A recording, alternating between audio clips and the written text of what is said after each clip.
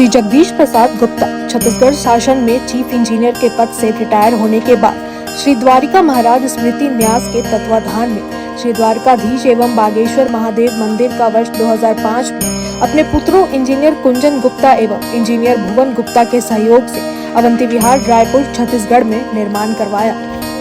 श्रीमद् भागवत कथा, राम कथा, गीता तत्व, वेदांत आदि के तात्पर्य को व्यासपीठ से कहने के कारण संतों द्वारा इन्हें आचार्य श्री जगदीश भी कहा जाता है। अपना संपूर्ण जीवन परमात्मा की सेवा में दिया उन्होंने परमात्मा भगवान श्री द्वारिकाधीश के दिव्य गुणों और कर्मों को लेकर अभी तक 15 ग्रंथ लिखे हैं, जिन ग्रंथों को भारतवर्ष के जगत गुरु और महापुरुष संतों के द्वारा आशीर्वाद प्राप्त हुआ है। अभी कठोपनिषद सरलतम बोध नामक ग्रंथ जो 7 विचारों में लिखा गया है।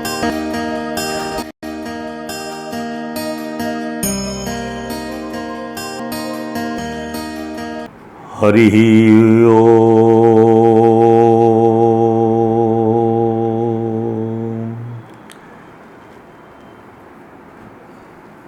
समं प्रशान्तं सुमुखं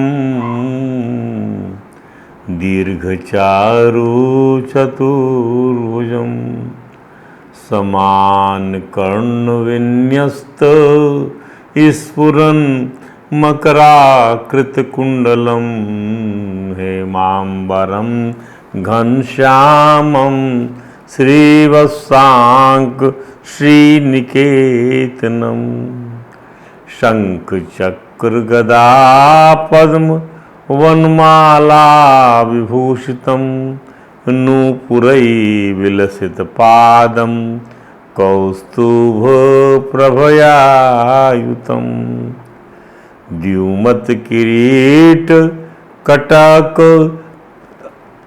कटिसूत्रा अंगदयुधं सर्वांग मनोहरं हृदयं कृपा प्रसादेक्षणं सुकुमारं अभिध्यायेत सर्वांगेषु मनोदधत रूपं यत् तत् प्राहुर्व्यक्तमाद्यं ब्रह्मज्योति निर्गुणं निर्विकारं सत्तामात्रं निर्विशेषं निरीहं सत्वं साक्षात् विष्णु आध्यात्मदीपः नष्टे लोके द्विपरार्धावसाने महाभूतेषु आदिभूतं गतेषु व्यक्ति अव्यक्तं कालवेगेन याते भवानेकः शिष्यते शेषसंज्ञः। गाइए शेष नारायण नारायण नारायण बद्री नारायण नारायण नारायण ओ जगन्नारायण नारायण नारायण श्रीमन्नारायण नारायण नारायण राम नारायण नारायण नारायण द्वारका नारायण नारायण नारायण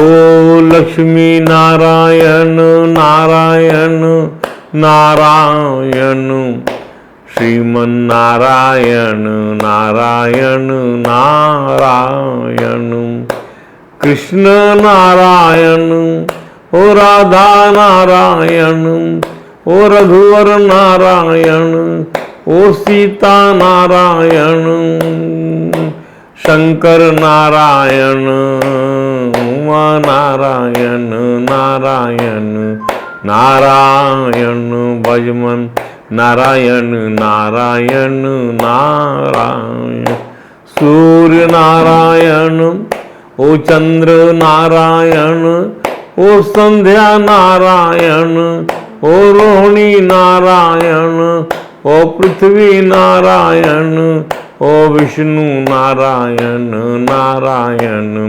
नारायण, अक्ष नारायण, ओ ग्रह नारायण, ओ देव नारायण, ओ ऋषि नारायण, ओ गुरु नारायण नारायण नारायण, गंगा नारायण, ओ जमुना नारायण, ओ विद्या नारायण, ओ रेवा नारायण, ओ गोदा नारायण नारायण नारायण, गीता नारायण, ओ वेद नारायण, ओ मानस नारायण, ओ भारत नारायण, ओ भागवत नारायण नारायण नारायण, सनत नारायण, ओ नारद नारायण, ओ व्यास नारायण,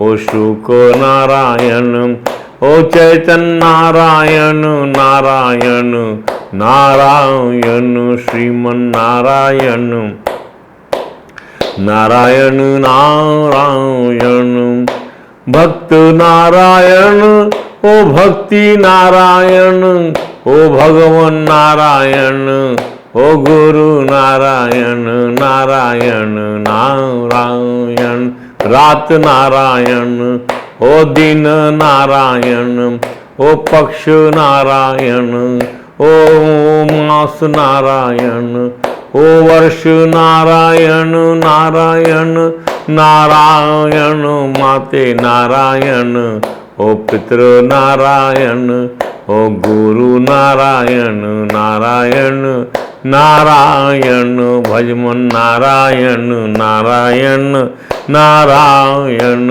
हरे राम राम राम हरे हरे, हरे कृष्ण कृष्ण कृष्ण हरे हरे।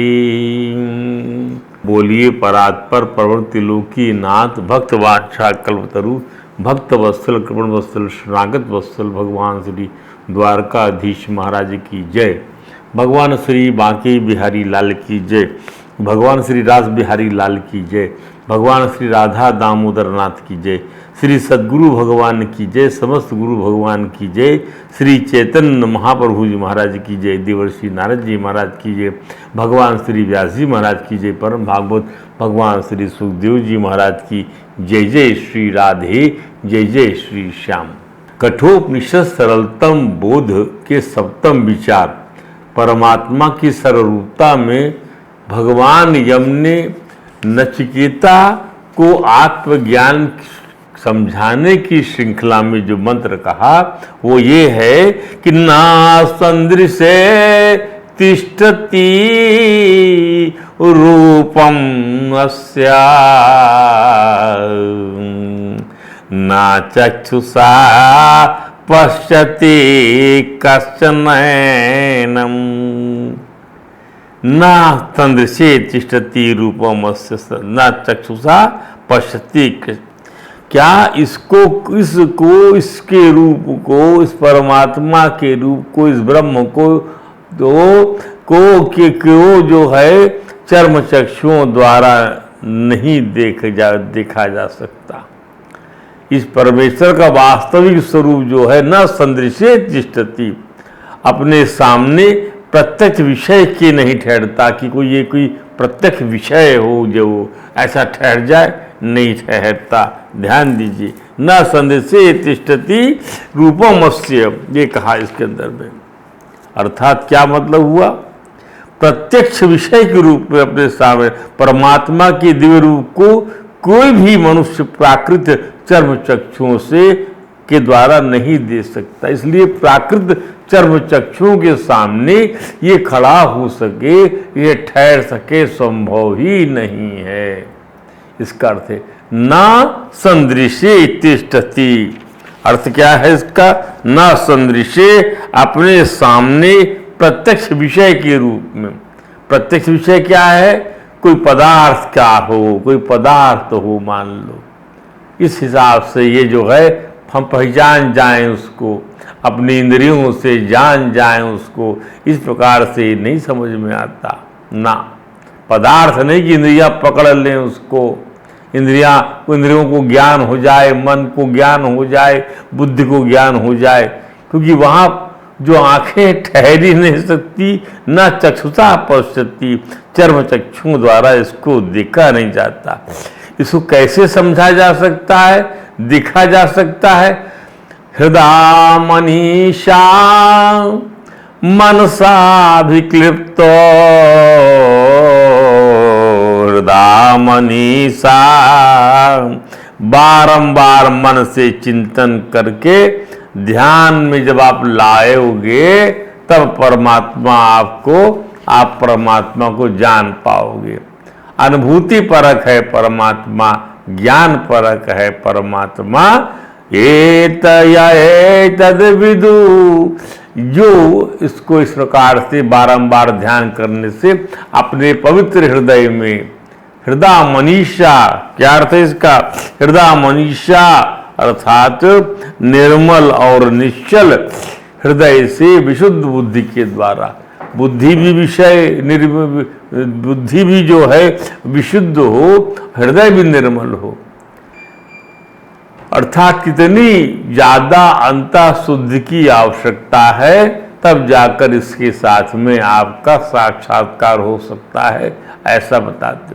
यही बात भगवान श्री कृष्ण ने अर्जुन के लिए कहा था कि न तुमाम शक्य से द्रष्टुम, न तुमाम शक्य से द्रष्टुम, you can not see me through your these eyes, this natural eyes, तुम मुझको नहीं देख सकते, मैं तुमको चक्षु देता हूं। भगवान आंखें देते, भगवान क्या देते? भगवान जो है अपने को समझने की समझ देते हैं, अपने को समझने की समझ देते हैं। जहां ऐसा बोलते हैं भगवान, उसका अर्थ है कि आपकी बुद्धि को जो है निर्मल, बुद्धि को विशुद्ध बना देते हैं और आपकी चित्त को निर्मल बना देते हैं, और उसमें जो है वह आपको आपकी अनुभूति में आने लग जाते हैं। दिव्यम ददामि ते चक्षु, मैं दूंगा तुझको वो दिव्य चक्षु। दिव्य चक्षु माने क्या? ज्ञान की चक्षु दूंगा, ज्ञान की चक्षु को दिव्य चक्षु कहते हैं। ध्यान दीजिए। अब प्रश्न ये खड़ा होता है कि भगवान अपने शरीर के एक अंश में राजा अर्जुन को संपूर्ण जगत देखने की आज्ञा देते हैं कि एक अंश में तुम मुझको देख ले, मेरे शरीर के एक अंश में।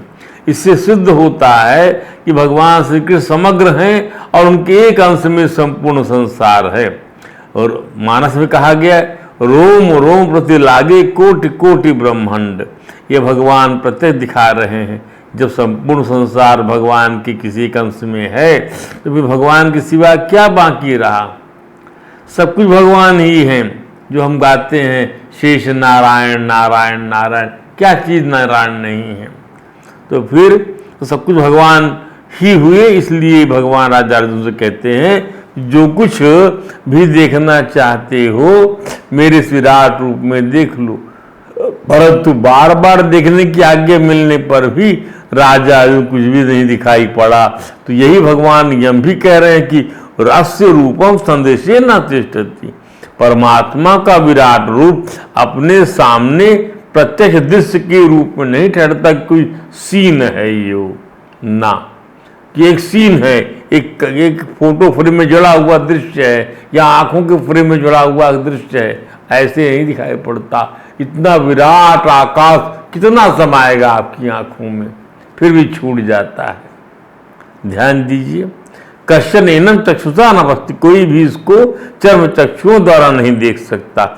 इसके लिए ज्ञान चक्षु चाहिए, निर्मल हृदय चाहिए। तो ऐसा ज्ञान चक्षु और ऐसा निर्मल हृदय प्राप्त करना ज्ञान और वैराग युक्त भक्ति योग से ही संभव है। जैसा कि भगवान कपिल ने कहा अपनी माँ देवहूति से कि तदा पुरुष आत्मानं केवलम प्रकृते परम निरंतरम स्वयं ज्योति अणिमानम अखंडितम ज्ञान वैराग्य युक्तेन भक्ति युक्तेन चात्मना परिपश्यत्युदासीनं प्रकृतिं चाहतौजसम्। तभी जीव अपने ज्ञान वैराग भक्ति से युक्त हृदय से आत्मा को, प्रभु को, भगवान को, ब्रह्म को, परमात्मा को प्रकृति से परे एकमात्र स्वयं प्रकाश सूक्ष्म अखंड और उदासीन सुख दुख शून्य माने इसका आत्यंतिक अभाव हो जाए, जहां अनुभव कर प्रकृति का बाध कर देता है। इसकी शक्ति को प्रभु की कृपा से पराभूत कर देता है, प्रकृति की शक्ति को, और स्वयं भी वही आनंद स्वरूप अमृत स्वरूप अनुभव करने लग जाता है। भगवान ने जब कहा कि दिव्यम ददामि ते चक्षु, प्रकृति से परे परमात्मा का जो रूप है वह अतीन्द्रिय है, इंद्रियों से की पहुंच से परे है। उस नित्य रूप को उन्हीं की कृपा से प्राप्त ज्ञान चक्षु के द्वारा ही देख पाना शक्य है। जैसे छोटे से बच्चे को अपने पिताजी का ज्ञान नहीं हो, पिताजी की महिमा का ज्ञान नहीं हो पाता, स्वतः का ज्ञान नहीं हो पाता, जब समझाया जाता है तो समझ में उसको आता है। इसलिए दिव्यता देखना नेत्र का विषय नहीं है, प्रत्यक्ष बुद्धि का विषय है, इंद्रिय का विषय नहीं है। बुद्धि इंद्रियों में नहीं आती। तब भगवान कहते मेरे दिए हुए दिव्य चक्षुओं से तू दिव्यता को अर्थात मेरे ईश्वर संबंधी अलौकिक प्रभाव को भी देख सकेगा। अर्थात विराट रूप देखने के लिए दिव्य चक्षुओं की आवश्यकता है। पश्य माने बुद्धि से देखना, विवेक से देखना और नेत्र से देखना, दोनों ही तो होता है पश्य माने। पर वेदांत जानने के लिए उपदेश करता है, वो वेदांत जानने के लिए उपदेश करता है, देखने के लिए नहीं। और भगवान ज्ञान के साथ देखने के लिए भी उपदेश करते हैं। वैदिक लोगों ने वेद का निरूपण जिस ढंग से किया है, अगर वह निरूपण ही किसी की समझ में ठीक आ जाए कि वेद किसको कहते हैं, तो अपने स्वरूप का ज्ञान हो जाए। आत्मा परमात्मा ब्रह्म की बात छोड़ दो, वेद कहते किसको है। अगर यही बात ठीक से समझ में आ जाए कि हमने किस वस्तु की संज्ञा वेद रखी है, तो स्वरूप ज्ञान हो जाएगा हमको। भगवान ने हमने कहा इस परमात्मा का रूप दृष्टा के सम्मुख स्थित नहीं होता है। अस्य आत्मानम रूपम संदृश्य न तिष्ठति, अस्य आत्मानम रूपम, इस परमात्मा इस आत्मा का रूप संदृश्य न तिष्ठति, किसी दृश्य के शरीर का नहीं हमारे सामने आता। इसका अर्थ और गंभीर है। परमात्मा का रूप तो है पर दृष्टा के सम्मुख नहीं है। क्या बात है, परमात्मा का रूप तो है पर देखने वाले के सम्मुख नहीं है। जैसे विराट रूप तो है भगवान कृष्ण का, पर राजा अर्जुन के लिए दृश्य नहीं बन पाया है। इसका अर्थ यह हुआ यह स्वयं दृक् स्वरूप है। संदृक में चतुर्थी लगा देने से रूप बना संदृश्य माने के लिए वास्ते संदृश्य माने दृष्टा के लिए इसका रूप नहीं है। माने जैसे दृष्ट बुद्धि दृष्टा के लिए है विचार करने को, जैसे रूप है दृष्टा के देखने के लिए, ऐसे इसका रूप किसी दृष्टा की तृप्ति के लिए नहीं है कि कोई अच्छा सा सीन हो हम अपने आँखों को सेक लें। सोना चांदी अन्न आदि सारे जड़ पदार्थ चेतन के लिए होते हैं। चेतन भी काम मूलक रति के लिए, चेतन की इस मूलक रति के लिए, चेतन की रस मूलक रति के लिए, चेतन की लोक मूलक संतुष्टि के लिए संसार जो पदार्थ होते हैं। ऐसे ये आत्मा नहीं है कि जितने प्रकार की संतुष्टि, लोक मूलक संतुष्टि है, रस मूलक संतुष्टि, रति मूलक संतुष्टि से हो जाए, ऐसा नहीं है पदार्थ। ऐसे ही आत्मा नहीं, यह आत्मतुष्ट है, यह आत्मतुष्ट है। अपने आप में ही सारे रस इसके अंदर सन्निहित है, ये सबको रस प्रदान करता है। रति भी ये रति का रस भी इसी के स्रोत से मालूम पड़ता है। ध्यान दीजिए, खाने का स्वाद भी इसी के स्रोत से मालूम पड़ता है। ये आत्मा जो है उससे भी परे है। क्यों कहा भगवान ने गीता में, यस्त्वात्मा रतिरेव स्याद् आत्मतृप्तः मानवः आत्मन्येव च संतुष्टः तस्य कार्यं न विद्यते। यह तू आत्म रतिरेव, जो मनुष्य अपने आप में रमण करने वाला है, जो मनुष्य अपने आप में रमण करने वाला है और अपने आप में ही तृप्त है, अपने आप में संतुष्ट है, साथ आत्मतृप्तस्य मानवः, आप आत्मरति रे, अपने आप में रमण कर रहा है। आत्मनि एव च संतुष्ट, अपने आप में संतुष्ट है, उसके लिए कोई कर्तव्य नहीं। इसका अर्थ क्या है? इसका अर्थ है कर्तव्य कर्म के द्वारा सिद्ध को प्राप्त करने वाले महापुरुष की विलक्षणता के लिए भगवान ने कहा है। कर्तव्य कर्म के द्वारा से सिद्धि प्राप्त करने वाले जो महापुरुष होते हैं उनकी विलक्षणता के लिए मंत्र है। ऐसा महापुरुष कर्तव्य का पालन न करने वाले संसार से संलिप्त हुए व्यक्ति से महान होता है। कर्तव्य का पालन न करने वाले संसार से, वह संसार रहता है इस मनुष्य का जहां पे कर्तव्य की आवश्यकता नहीं महसूस करता, ये कोई इसका लिपायमान नहीं होता कर्तव्य से, वह अपनी आत्मा में तुष्ट होता है। ध्यान दीजिए, इसी संदर्भ को हम यहाँ पर आत्मतुष्टि के संबंध में अवतरित करते हैं। उसी प्रकार ये आत्मतुष्ट है। भगवान ने यही तो कहा कि आत्मनि एव च संतुष्ट आत्मतृप्तः मानमा, माने जैसे रति सुख का अनुभव दंपति लेते हैं वैसे ही कर्तव्य पालन करने वाला महापुरुष को अपने आत्मा में रति होती है। ये संसार में भोजन करने तृप्त होते हैं, वैसे कर्मयोगी बिना भोजन के ही तृप्त है। संसारी धन प्राप्त कर संतुष्ट होता है तो महापुरुष बिना धन के ही संतुष्ट है। ये अपना धन स्वयं है, अपना भोजन स्वयं है, भी बिना धन के ही संतुष्ट हैं। ये अपनी पत्नी स्वयं है, जैसे आत्मा की सारी दूसरी चीजें अपने लिए होती हैं, आत्मा के लिए होती हैं, चैतन्य के लिए होती हैं, वैसे ही इस आत्मा का रूप किसी दूसरे के लिए नहीं है। न संदृश्य तिष्ठति रूपम से, कोई दृष्टा इसको देखकर अपने में रति तृप्ति और संतोष का अनुभव करे, इससे मजा लूटे, ऐसा रूप इसका नहीं है। ये मजा तो केवल एक लौकिक भाषा है, भाषाचार है। जब इसका आनंद मिलता है तो केवल तृप्त का बोध होता है, ऐसा बोध जो किसी के साथ बांटा नहीं जा सकेगा, अनुभूति में आएगा, आनंद वाला अनुभव होगा उसको। ये खुद दृष्टा का रूप है, इसलिए ये किसी का भोग्य बन जावे ऐसा नहीं, ये किसी का दृश्य बन जाए ऐसा नहीं, ये किसी का कर बन जाए ऐसा नहीं। ध्यान दें, आत्मा के सिवाय और किसी की सत्ता नहीं है। यही प्रजा है, यही राजा है। ध्यान दीजिए, यही कर्म भी है, यही कर्ता भी है। सत्ता में भेद नहीं होगा तो यह आत्मा कर्म नहीं बन सकता। चित्त में भेद नहीं होने से दृश्य नहीं बन सकता, और आनंद में भेद होने से भेद भोग नहीं हो सकता।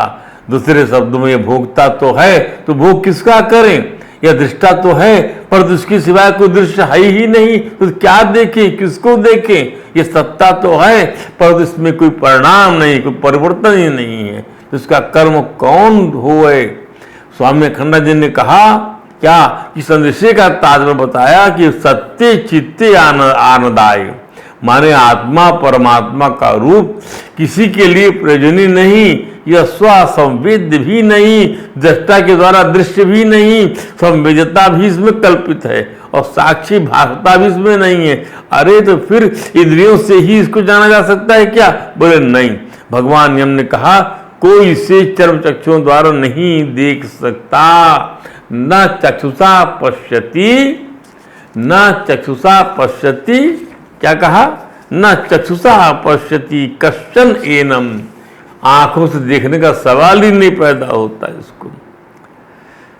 अरे ये आत्मा जब रस रूप नहीं है तो रसना से इसका स्वाद क्या लिया जा सकता है? गंध रूप नहीं है तो नाक से क्या सूंघा जा सकता है? ये रूप नहीं है आंख से देखा जा सके, ये स्पर्श नहीं कि इसे त्वचा से छुआ जा सके। और दूसरे शब्दों में क्या, आंखों से पिया जा रहा है भगवान का स्वरूप, नाकों से सूंघा जा रहा है, जिह्वा से चाटा जा रहा है, अर्थात जिह्वा भी में कृष्ण का स्वाद आ रहा है। यदि जिह्वा का जो स्वाद है वह कृष्ण परक स्वाद हो गया, आंखों का दृश्य परक स्वाद भी कृष्ण परक हो गया, जैसा गोपांगनाएं देख रही हैं। ध्यान दीजिए, भगवान यम का तात्पर्य यह है कि यह जो विषय रूप सृष्टि परिच्छिन्न दिखाई पड़ रही है, तो इसके रूप में इसे पकड़ने की कोशिश यदि हमने किया तो हमें यह बात माननी पड़ेगी कि हम इंद्रिय वाले हैं। हमें यह मानना पड़ेगा कि हम इंद्रियों के द्वारा ज्ञात किए जा सकते हैं, और साथ ही तीसरी बात भी हमें मालूम होगी कि हम परिच्छिन्न हैं, अपूर्ण हैं, बटे हुए हैं, खंड खंड हैं। तो हम परिच्छिन्न को स्वीकार करके इस अपरिच्छिन्न का दर्शन नहीं कर सकते। हम अपरिच्छिन्न भाव से अपरिच्छिन्न में रमण करेंगे, माफी को बताने वाला कुछ नहीं किसी को। ध्यान दीजिए, तो परमात्मा हमारा आत्मा न स्वयं अपरिच्छिन्न है, ना परिच्छिन्न इंद्रियों द्वारा ग्राह्य है, और ना परिच्छिन्न दृष्टा ही इसको ग्रहण कर सकता है। अब दृष्टा अपरिच्छिन्न बन गया तो ब्रह्म हो गया। अपरिच्छिन्नता होना और ब्रह्म होना एक ही है, क्योंकि परिच्छिन्नता जो है सो साक्षी भाष्य है। यदि आप खंड खंड हो गए तो एक साक्षी बन जाएगा। साक्षी की आवश्यकता होगी कि दूसरा कहाँ है बताओ। आनंद की परिच्छिन्नता भी साक्षी भाष्य है, एक बताना पड़ेगा कैसा आनंद है। दृश्य की परिच्छिन्नता भी साक्षी भाष्य है, बताना पड़ेगा कि दृश्य क्या है और देखने वाला क्या है। कर्म की परिच्छिन्नता भी साक्षी भाष्य है, एक कर्म है एक कर्ता है। इसलिए आत्मा ना कर्म परिच्छेद्य है, ना ज्ञान परिच्छेद्य है, ना भोग परिच्छेद्य है, और संपूर्ण परिच्छेदों का निवारण कर देने के बाद जो शेष है उसका नाम आत्मा है। शेष नारायण नारायण नारायण, उसका नाम मैं है, उसी को ब्रह्म कहते हैं। यह आत्मा ब्रह्म शब्द दो है, यह आत्मा ब्रह्म शब्द दो है, नाम दो है, वस्तु एक है। तो न संदेशे तिष्ठति रूपमस्य न चक्षुषा पश्यति कशनयनम, यह किसी भोक्ता के भोग के लिए नहीं है, यह किसी इंद्रिय से ग्रहण करने के लिए नहीं है। तो भाई फिर से ग्रहण में, इसके दर्शन में, ज्ञान में बाधा क्या? इन बाधाओं को समझने के लिए वेदों के विद्वान प्रतिबंधों की चर्चा करते। प्रतिबंध माने रुकावट, अड़चन। प्रतिबंध किस प्रतिबंध से, किस रुकावट से, किस कारण से ये अनुभव में नहीं आता? क्या कौन ज्ञान में क्या बाधा पड़ जाती, इसके दर्शन में क्या बाधा पड़ जाती है, ज्ञान, इसके ज्ञान होने में क्या बाधा पड़ जाती? तो बोले प्रज्ञामांज्य। अरे बुद्धिमंद है, इसकी स्वयं के अनुभव के लिए प्रमाण मांगता है बेवकूफ। अरे तेरे लिए खुद प्रमाण है अपने लिए, अपने अस्तित्व के लिए। तो प्रज्ञा मांद्य बोलते हैं उसको, प्रज्ञा का मंद होना। कुतर्क है दूसरा राइडर, माने बाल की खाल निकालना, और जो बात कही जा रही है उसे समझने की कोशिश ना करके बकवाद करना। और तीसरा विपर्यय में दुराग्रह। विपर्यय माने अपने ब्रह्म होने के स्वरूप के प्रति अज्ञान की धारणा, अपने ब्रह्म होने के प्रति अज्ञान की धारणा, समझना ही नहीं कि तू ब्रह्म है। कोई कहे कि मैं ब्रह्म हूं, ये विचार से सिद्ध नहीं होता, तो विपर्यय वाला इससे विपरीत बोलेगा कि ठीक है मैं जीव हूं, यह भी विचार सिद्ध नहीं होता। तो विपर्यय में दुराग्रह करना, बायस्ड हो जाना, अज्ञान रखना उसके प्रति। इस जब विचार से मैं जीव हूं यह सिद्ध नहीं होता, और विचार से मैं ब्रह्म हूं यह सिद्ध नहीं होता, तो तत्त्वमसि तुम वही हो, अहम ब्रह्मास्मि मैं ब्रह्म हूं इत्यादि जो महावाक्य हैं उनकी प्रमाणता से अपने ब्रह्मत्व को प्रबल नहीं मानते। तो विपर्य धारणा वाला बोलेगा नहीं नहीं हम तो अपने को जीव ही मानेंगे, ये विपर्य में दुराग्रह होगा। यदि कोई अपने को जीव नहीं मानता तो उसे स्वयं को ब्रह्म मानने की आवश्यकता ही नहीं है। वह तो अपने को ब्रह्म स्वीकार करना जीवत भ्रांति के निरसन के लिए है। जहाँ जीवन की भ्रांति नहीं है वहाँ ब्रह्मबोध भी अपेक्षित नहीं है। जीवन की भ्रांति होगी तो ब्रह्मबोध की आवश्यकता होगी। तो ये जो विपर्य में दुराग्रह करते हैं, अपने ब्रह्म होने के स्वरूप में अज्ञान है, अज्ञानी है, अपने ब्रह्म होने के स्वरूप नहीं जानते हैं। तो विषयासक्ति चौथा राइडर, ये चौथा प्रतिबंध है जो हमको भगवान आत्मा के दर्शन होने का, आत्मा के अनुभव होने में रोकता है। विषय से इतनी मोहब्बत है, इतनी आसक्ति है, इतना राग है कि उसे छोड़ नहीं सकते। विषयासक्ति और देहासक्ति दोनों पर्यायवाची शब्द है। प्रतिबंध हमने समझ लिया, इन्हीं कारणों से हमें अपने स्वरूप की अपरिहनता का बोध नहीं होता। Because of these Riders, because of these obstructions we are unable to feel our आत्म स्वरूप। अब प्रमेय भी समझ लें, प्रमेय में आत्मा ब्रह्म एक है। प्रमेय में प्रमेय, प्रमाता, प्रमाण, प्रमेय को समझ लीजिए आप कि आत्मा ब्रह्म एक है, इसमें भी शंका नहीं है, और प्रमाण में शंका नहीं। अरे ब्रह्म और आत्मा की एकता के लिए वेद के अतिरिक्त, वेदांत के अतिरिक्त, उपनिषद के अतिरिक्त और कोई प्रमाण हो ही नहीं सकता। There is no other proof other than the Vedant, other than the Vedanta for the unity of the Brahma and the Atma. Science में ना आत्मा देखा गया और ना ही ब्रह्म, दोनों को साइंस नहीं देख पाता। जब ये दोनों देखे नहीं गए, न इसका भेद दिखा गया, तो दोनों की एकता सिद्ध करने के लिए साइंस जरूरत क्या है? कहाँ है जरूरत? साइंस से दोनों सिद्ध होते यदि, और साइंस से दोनों में भेद सिद्ध होता तब ना साइंस से दोनों को काटने की जरूरत होती।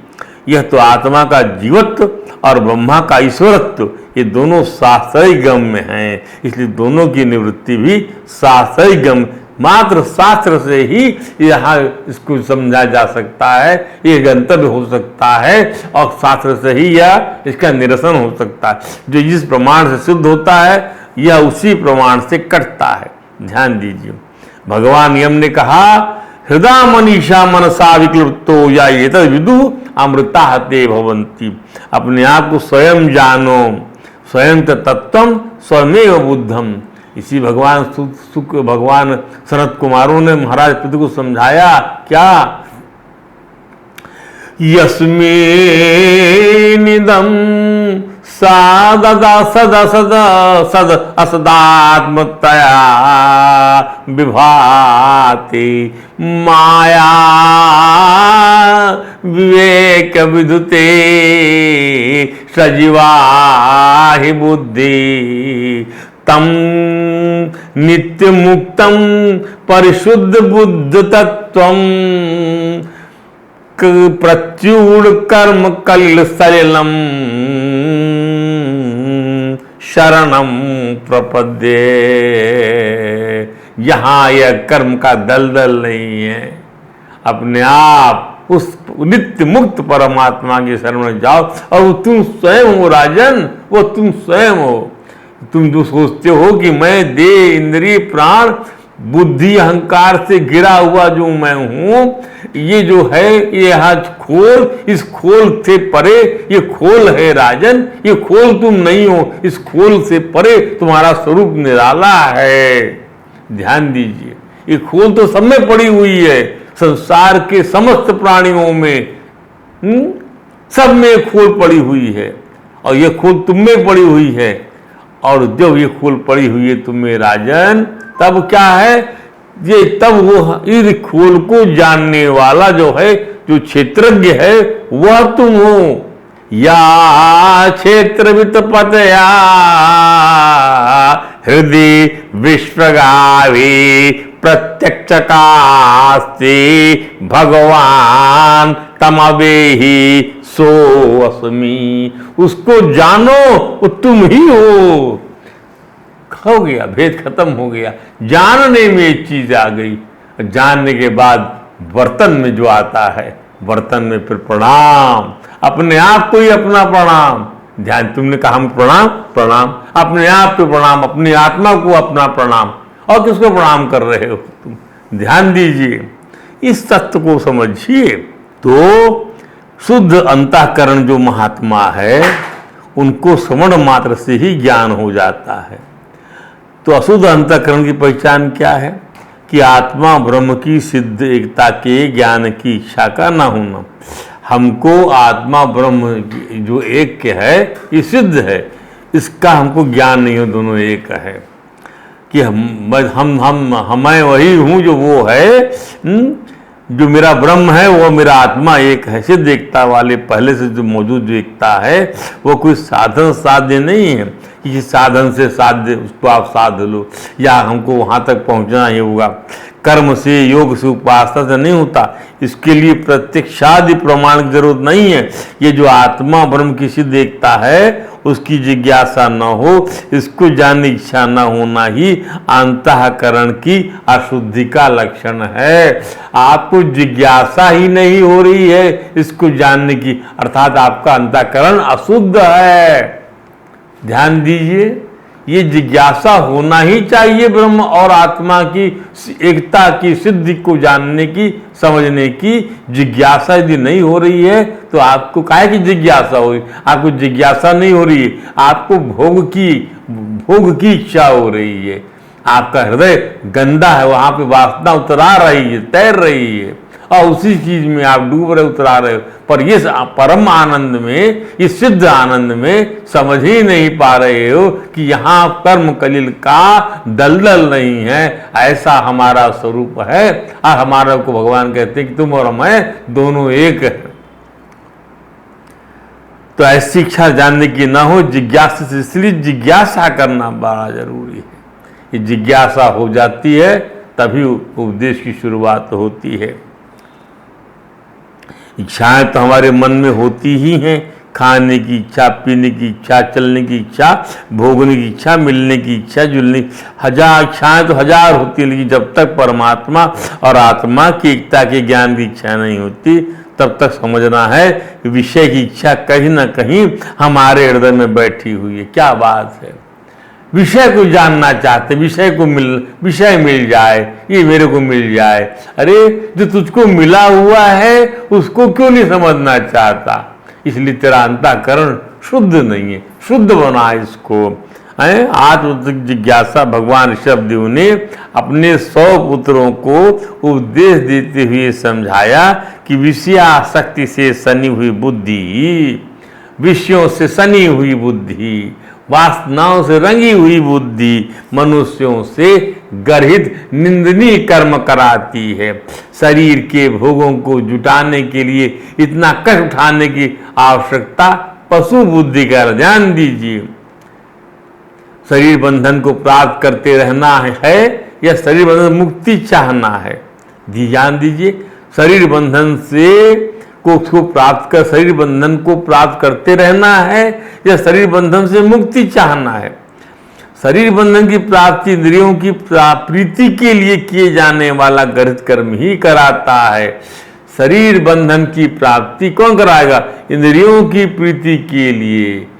ध्यान दीजिए, किए जाने वाला गर्हित कर्म ही कराता है। दूसरी ओर आत्म तत्व की जिज्ञासा ब्रह्म और आत्मा की एकता का बोध कराती है, क्योंकि संसार में गुणों के प्रवाह को अवरुद्ध करने की सामर्थ्य किसी में नहीं है। हमने पहले ही कहा कि भगवान सनत कुमार ने कहा क्या, ना परे परे अवरे ये भावा गुण व्यतिकरानु।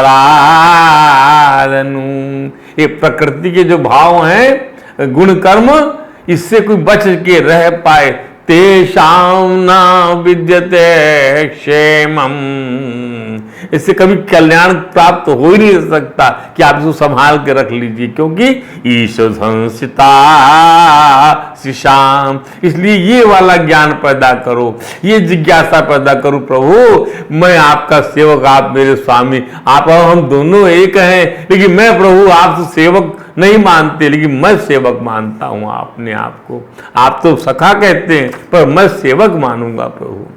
ध्यान दीजिए, स्वामी तो एक ही होगा ना, स्वामी दो कैसे हो सकता? वो स्वामी का भाव है और ये सेवक का भाव है। ध्यान दीजिए, आपको ब्रह्म बोल दिया, इसका अर्थ नहीं कि आप खोपड़ी में बैठ जाएं उसके। तो आत्म तत्व की जिज्ञासा ब्रह्म आत्मा की एकता का बोध कराती है, क्योंकि संसार में गुणों के प्रवाह को अवरुद्ध करने की सामर्थ्य किसी में नहीं है। संसार है, हाँ है, विषय है, इंद्रियां हैं, कर्म है, मन है, इन सभी की सापेक्षता रिलेटिवली इसकी माया जीवत्व की उपाधियों से बार बार जन्म मरण के चक्र में डालती रहेगी। भगवान ऋषभ देव ने अपने स्वपुत्रों को स्पष्ट करते हुए कहा। शेष साहब को इस विषय में कर बताएंगे। जय श्री कृष्ण। हरे राम